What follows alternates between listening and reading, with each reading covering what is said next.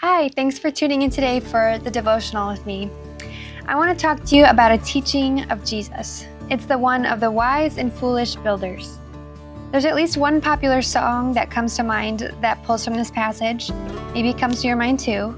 And while that song is wonderful and highlights the truth of who Jesus is and the benefits of trusting him, it doesn't capture all the main meaning that I find in this passage. So let's look at it together. Matthew 7:24-27. Therefore, everyone who hears these words of mine and puts them into practice is like a wise man who built his house on the rock.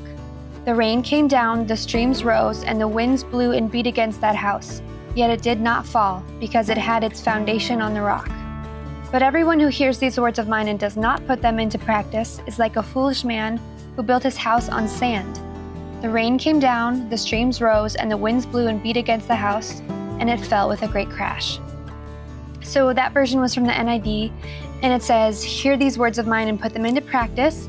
And the Interlinear Bible, which translates from the original Greek, says whoever hears these words and does them. So practice, do. What I hear Jesus saying in this passage is that to be wise in life, one must actively put his words and teaching into action, into practice.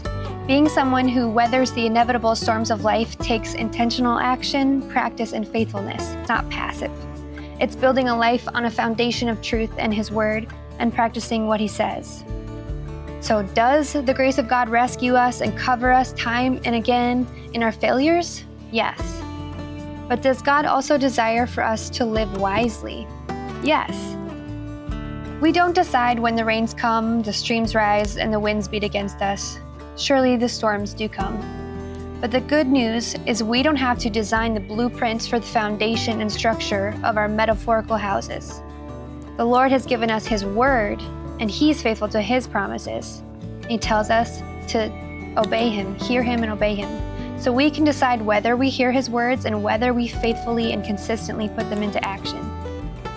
So my question to you is, what from the words of Jesus is being highlighted to you today or in this season? What will you begin to consistently put into practice as you grow up in Christ and build your house upon him, your rock, your foundation? I pray you encounter the heart of God and his kindness as you seek him in this. Be blessed.